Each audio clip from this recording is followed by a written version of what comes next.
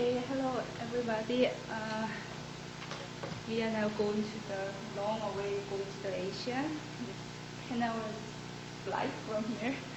I'm from Hongsoo Kim from Seoul National University, South Korea. And I will give a talk with this title. It's funded by government research funds and two co-authors with me do this research. And I will begin with a brief background of Korea policy context for long-term care insurance. And we've already one of the top aging society. In the last year, statistics, 11% of population is over 65 or older. And in 2050, we will among the oldest country in the world, in one of four of Korean people will be 65 or older. Another challenge we have with aging is the speed. This is very not clear, but France, Sweden, United Kingdom, U.S., Japan, compared to all other countries, our slope is much steep. So population aging comes very fast. One of the reasons for this is people live longer, surely, but also very low fertility rate is one of the driver. People live longer, but they have many health and social issues. So almost 80% of people have chronic condition, and 15% of people have limitation of their daily living. This brings lots of costs to the society. So in 2013, 65 or older people consist of 11% of population, but they spend 35% of all health expenditure. And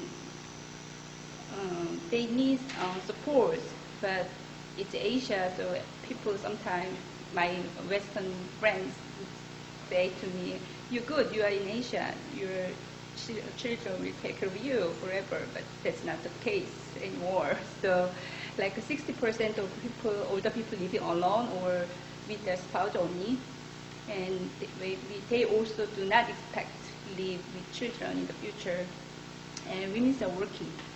So all these factors come to the high social needs for long-term care. People believe more and more society has to be responsible for taking care of older people, not family, only for family. So the long-term care discussion in the politics area began in 2001, and in 8 years, in a very Korean people, you may know everything's very quick. So in 8 years, we just introduced national long-term care insurance. And the goal of the LTCI is support physical activity and household of the elderly, and promote basically life stabilization and quality of care for elderly, but also kind of weight the quality of life of family members. So government want to decrease the burden of a care family. Maybe that's a good, bad, but that's the reality in Korea. Family do not get much burden from caring their elderly. It's a little sad story. I will move to some building blocks of our financing of long-term care insurance. It's not tax-based system, it's contribution-based social insurance financing system. So 60 and 65% from contribution, not fully actual social insurance because government subsidize about 20% and the user co-pay about 15 or 20. And LTCI actually is, as I mentioned, social insurance. Because we already have national health insurance introduced about 40 years ago, that was social insurance. It's past dependency. They're exactly the same, two social insurance. They share governments and administrative body like that. but the policymaker make two separate financial parts. So they separate financial scheme because they worried about the new insurance for long-term care would increase the use of health care, so they make it separate. And also it will be much easier to introduce or persuade the citizen to pay more because it's a new insurance. So that was that happened, and they strategically or intentionally make healthcare out of the LTCI. So that's the design of our system. So institutional long-term care basically provided by two social insurance.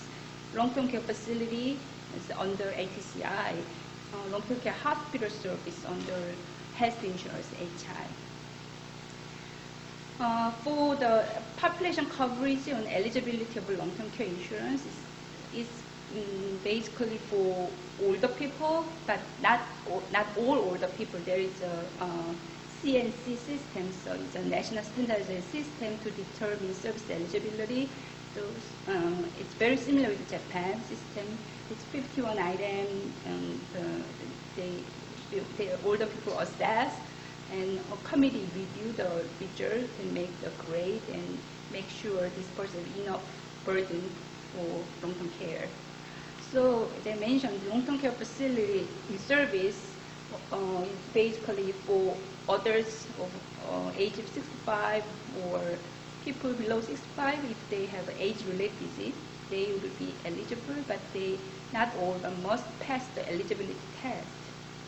Unlike LTCF service, LTCH, which is under health insurance, anybody with chronic or complex care needs, they can get the hospital service. No eligibility test exists. The criteria of LTCH patients were much broader. Because of this disparity of the two systems, and there's no, I could say, very limited mechanism to guide older people to choose which type of service. There is a mix of the service. I mean, there are some people supposed to be in a community in a hospital, and some people must be in a hospital in a community. And sometimes those two institutions competing for each other, the same type of patients. And part of the reason is because of the rapid increase of the supply of these institutions. And in Korea, like 95% of all these institutions are private.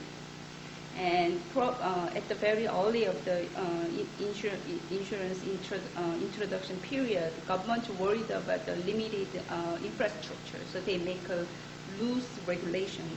And of course, because the population aging very fast, those private providers very interested about this new market.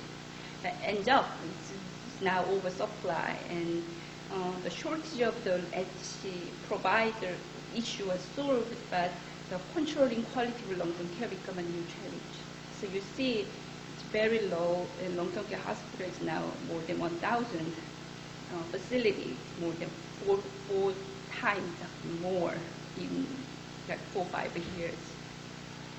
And in summary, I just mentioned financial hospital under HC, facility LTCI, population, facility service, people have to pass CNC and has to be older, but there is no eligibility test. Type of benefits, mainly ADL support and other social care, but hospital services, prevention and treatment of senile disease and chronic condition is very broad, so people just can get to the hospital. Staffing regulation, long-term care hospital is a higher staffing, higher workforce, so they have physician, there's no physician, and much higher RN staffing in long-term care hospital. So overall, the only success of our system is we now have a public long-term care insurance program, and we now about 0.6% GDP for public expenditure on long-term care, and average increase of rate of expenditure over the last 6 years, Korea is usually number one because we introduce a new system. And it operates over 60 years without any catastrophic events.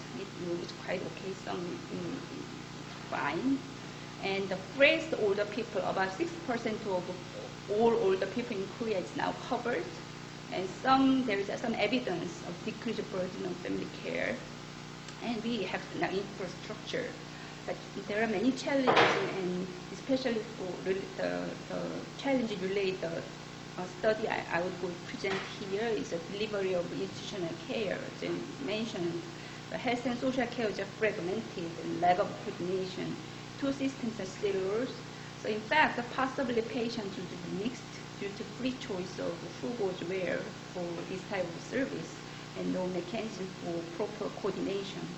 And this increased the risk for inappropriate care. It could be possible risk for safety because high health care, some long-term care residents might have high health care needs. And also increasing possibility of increasing inequality of care because there's a high out-of-pocket payment for long-term care hospitals. So some rich elderly go to hospital, poor people still in a facility even though they have medical care needs.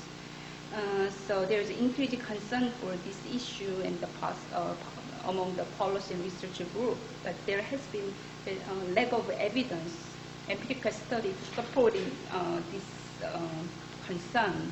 So the study I'm going to present briefly is about making the evidence for this concern. So the study was to examine the characteristics of older people in two institutions and what their service needs.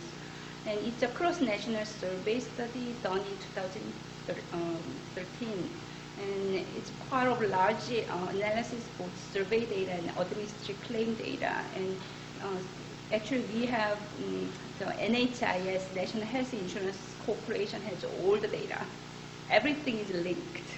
So it's much easier situation, I think.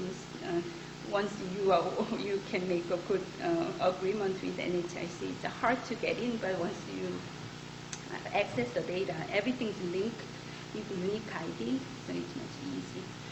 The sampling, what we did is we make a sampling of 5% of national reference sample of those two institutions and go to the sample institution. We make about 20% random sampling of all the people in those sample institutions. And so our sample is about 3,000 people. Main measure of the two is the LTCI. It's a standardized CGA. It was actually recently addressed in OECD Health Policy Report titled Good Life in Old Age. And actually this tool was widely used in many cross-national studies in European countries. They call it a shelter study as well. So I did another study and translate and validate this tool in Korean version and use the tool for this national survey study. So these are the outcome tables I'm going to show you. So the general characteristic when you look at the representative sample of older people in a two constitution, and people in a facility is it's more older people, widows, and poor people. And in terms of health and functional condition, in try to have many psychometrically sound scale, and you see their level of health and function is, as we guessed, it's mixed. It's not much significant difference except cognition, but it's also marginal. So they are all mixed. And this is a series of graphs, but I will just move on. You can see my message of this slide, just their pattern is very similar. The blue is a hospital patient, red is residents. And this slide shows the service and resource use. There are in the Intri LTCF that includes a case mix algorithm. So you can categorize patients in a 7 group. The rehabilitation patients with a high medical needs and also needs a high resource use. once the algorithm take out that group and then move down to the down to the physical function reduce. As you see, we could say the upper 4 group is high medical needs, or below 3 group is lower medical needs. But like 30% of people, in lower medical needs in a hospital, and similar percent of 30-something% of people with high case mix people in a facility. And this is also actually, luckily this INTRI instrument was actually mandated in Ontario. So all Ontario long-term care facilities and hospitals use this tool as a single common tool, and everybody is assessed routinely. And we compare our sample distribution with Ontario, and you see our hospital has much lighter patients compared to Ontario. In the facility parts, we have large people with medical needs there too, but we have very limited medical staff. But Ontario, they do have those steps. The situation is different. And utilization perspective, compared to hospital people in a facility are likely to more use acute hospitalization ED visit. So I think this is the last slide. So the functional status and care needs were not much different among the LTCH under health insurance and people in the facility service using under LTCI. But the former received more care than the latter because it's a hospital. And unmet healthcare needs of the elderly at long-term care facility we can find. And significant portion of long-term care hospital, if there is enough proper infrastructure, they can be served in a facility in the community. So we need policy, the policy recommendation from this evidence is in Korea government needs more better policy to better coordination, integration service of those health and social care. And it not should be any more silos. They had to be coordinated using some incentive for the payment system and organizing of their care delivery. That's it. Thank you.